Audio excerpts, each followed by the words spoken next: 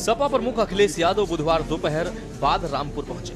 उनका हेलीकॉप्टर जौहर यूनिवर्सिटी परिसर में उतरा। इसके बाद वे सीधे आजम खां के घर पहुंचे। लगभग 3 साल बाद अखिलेश यादव की आजम खां से आमने सामने मुलाकात हुई। आपको बता दें कि अखिलेश यादव के पहुंचते ही यूनिवर्सिटी के बाहर सुरक्षा व्यवस्था और सख्त कर दी गई। पुलिस ने मीडिया कर्मियों को आजम के घर के बाहर ही रोक दिया। वहीं अखिलेश यादव का काफिला जौहर यूनिवर्सिटी पहुंचा तो सपा कार्यकर्ताओं में भारी उत्साह देखने को मिला।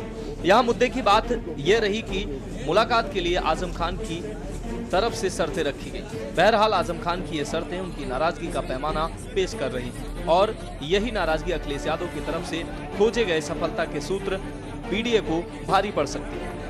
2024 के आम चुनाव में मिली कामयाबी के बाद अखिलेश यादव पीडीए को समाजवादी पार्टी के लिए यूपी में सत्ता की सीढ़ी के तौर पर उम्मीद भरी नजरों से देख रहे हैं। वहीं मुलाकात के बाद मीडिया से बातचीत में अखिलेश यादव ने कहा, मैं जेल में आजम खान से मिलने नहीं जा पाया था, लेकिन अब आया हूँ। आजम खान हमारी पार्टी की धड़कन है। पुराने लोगों की बात ही अलग होती है। अखिलेश यादव ने कहा कि आजम खान और उनके परिवार को झूठे मुकदमों में फंसाया गया। उन्होंने कहा कि समाजवादी पार्टी हमेशा अपने पुराने साथियों के साथ खड़ी है। अखिलेश ने बीजेपी पर निशाना साधते हुए कहा कि बीजेपी पार्टी शायद गिनीज वर्ल्ड रिकॉर्ड बनाना चाहती है। आजम खान पर सबसे ज्यादा केस दर्ज है।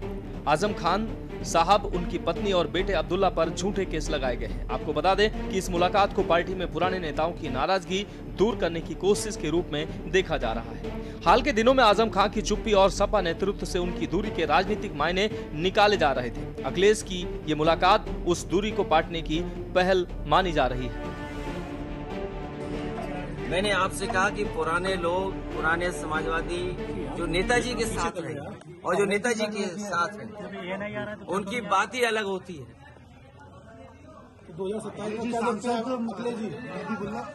2027 में सरकार बनने जा रही है और पीडीए की आवाज बुलंद होगी कि कोई कल्पना कर सकता है कि सुप्रीम कोर्ट में जज साहब के ऊपर भी जूता फेंक दिया गया हो या जूता निकाला गया हो। हालांकि वो बात यहाँ करने की नहीं है।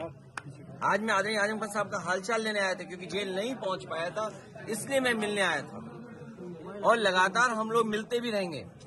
लेकिन जो सुप्रीम कोर्ट में हुआ है, ये समाज में कहीं न कहीं एक संदेश जा रहा है कि पीडीए के लोग कहीं बैठे हों, जीवन में कभी न कभी अपमानित होते हैं। और ये बात मैं पहली बार नहीं कह रहा हूँ। क्या है मुलाकात के सियासी मायने? रामपुर की राजनीति में आजम खान हमेशा समाजवादी पार्टी का अहम चेहरा रहे। मुलायम सिंह यादव के जमाने से वे पार्टी की बुनियादी स्तंभ में गिने जाते रहे। लेकिन बीते कुछ वर्षों में आजम खान पर जमीन कब्जे, भैंस चोरी, बिजली चोरी जैसे कई मामलों में मुकदमे दर्ज हुए। इन मामलों में वे लंबे समय तक जेल में रहे। क्या हिट होगा अखिलेश का पीडीए फॉर्मूला? पीडीए में अल्पसंख्यक, पिछड़ा, दलित और अल्पसंख्यक, इस फॉर्मूले के भरोसे अखिलेश यादव 2027 के यूपी चुनाव की तैयारियों में आगे बढ़ रहे हैं। यूपी में जातियों के नाम पर राजनीतिक और सामाजिक गतिविधियों पर रोक लग गई है। इलाहाबाद हाईकोर्ट के आदेश को मुख्यमंत्री योगी आदित्यनाथ के नेतृत्व वाली बीजेपी सरकार ने उसे हूबहू लागू कर दिया है। पीडीए में पी और डी पर तो पेच फंसा है। रही बात अल्पसंख्यकों की, तो आजम खान के रुख से दिशा तय होगी। कितने झूठे मुकदमे लगे और मैंने कहा कि इतने गहरे रिश्ते, ये समाजवादी पार्टी के दरख्त हैं, कितनी गहरी जड़ें हैं। आदरणीय आजम खान साहब पर मैंने पहले भी कहा और फिर कहता हूँ कि जितने भी झूठे मुकदमे लगे सब वापस होंगे। और एक यूनिवर्सिटी का अच्छा काम कर रहे थे। न केवल हम आप लोगों के इस समय के लोगों की मदद होती, बल्कि आने वाली पीढ़ी का भी भाग्य सुधरता। सोचिए, यूनिवर्सिटी को जो लोग बर्बाद कर रहे हैं, नहीं हो पा रहा है, वो समाज में हर चीज को बर्बाद करना चाहते हैं। 2027 में कितना मजबूत मान रहे हैं? इतना मजबूत हैं कि भारतीय जनता पार्टी को जनता हटाने जा रही है। इस बार देखिएगा, जनता आगे होगी और पॉलिटिकल पार्टी पीछे दिखाई देगी। और ये जो आई लव मोहब्बत वाला चल रहा है, इसमें क्या कहना चाहिए? देखिए, ये पूरा ये नहीं, देखिए ये आप इशू इसलिए बदलना चाहते हो, कारण आपके कुछ भी हो सकते हैं।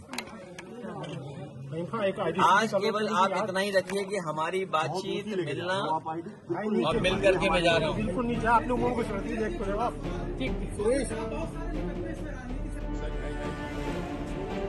आजम खान ने अखिलेश यादव को गले लगाते हुए उनका स्वागत किया।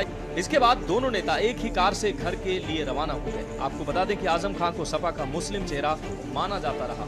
वह डकैती और चोरी समेत विभिन्न आरोपों के 100 से अधिक मुकदमों में सीतापुर जेल में बंद थे। लगभग 23 महीने के बाद वह पिछली 23 सितंबर को जमानत पर जेल से रिहा हुए थे। उसके बाद से अखिलेश और आजम की ये पहली मुलाकात थी। हालांकि मुलाकात से पहले ही आजम खान ने शर्त रख दी थी कि अखिलेश यादव से केवल वह खुद मिलेंगे, परिवार का कोई अन्य सदस्य नहीं मिलेगा। माना जा रहा है कि आजम खान को कुछ मुद्दों पर अखिलेश यादव से नाराजगी है। आपको बता दें कि इस अहम मुलाकात के दौरान कार्यकर्ताओं की भीड़ नारे लगाती रही। जिले के सपा नेता पहले से ही यूनिवर्सिटी परिसर में मौजूद थे, जबकि पूर्व मुख्यमंत्री अखिलेश यादव के आगमन को लेकर प्रशासन मंगलवार से ही सतर्क था। जौहर यूनिवर्सिटी और आजम खान के घर के आसपास कई थानों की पुलिस तैनात की गई थी। पुलिस के आला अधिकारी लगातार मौके पर स्थिति का जायजा लेते रहे। वहीं अखिलेश यादव और आजम खान के बीच ये मुलाकात करीब 1 घंटे तक चली।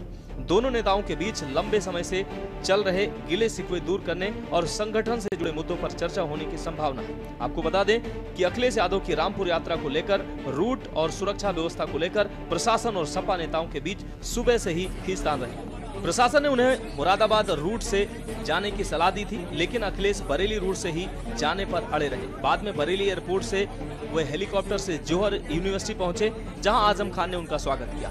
स्पेशल डेस्क के न्यूज़ इंडिया।